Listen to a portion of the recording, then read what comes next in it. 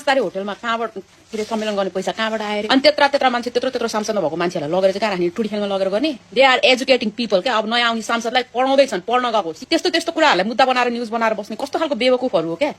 वाइयात बेवकुफहरू कस्ता क्वेसनहरू साला तेरो घन्टेहरूलाई केही प्रश्न गर्नु नपाउने आँखले नि सचेत गराउनु नपाउने साला 20 रुपियाँ पर्ने पानीलाई 250 पर्ने ठाउँमा 5 स्टार होटलमा गएर चाहिँ घन्टी लन्द्रङ हलाउँछ अनि हामीले वाउ नाइस हो ओके छ त भेरी गुड भनिदिनु पर्ने एउटा कुरा याद गर तँलाई मैले त भनेको होइन तेरो कुविचार राजनीति अज्ञानतालाई मैले त भनेको तँलाई त भनेको होइन तेरो घन्टे ग्याङको यही दिन देख्नको लागि चाहिँ यस्ता अपाङ्गहरूले चाहिँ भोट दिएको हो चुनाव जितेको 15 दिन पुगेको छैन साला कन्डोमा बोसो लागेर 5 स्टार होटलमा गएर घन्टी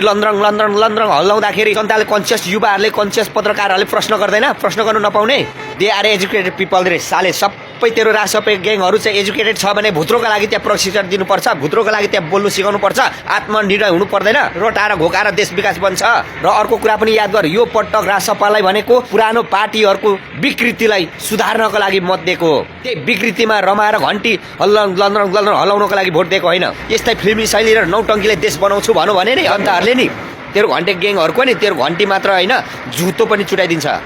बात त सही है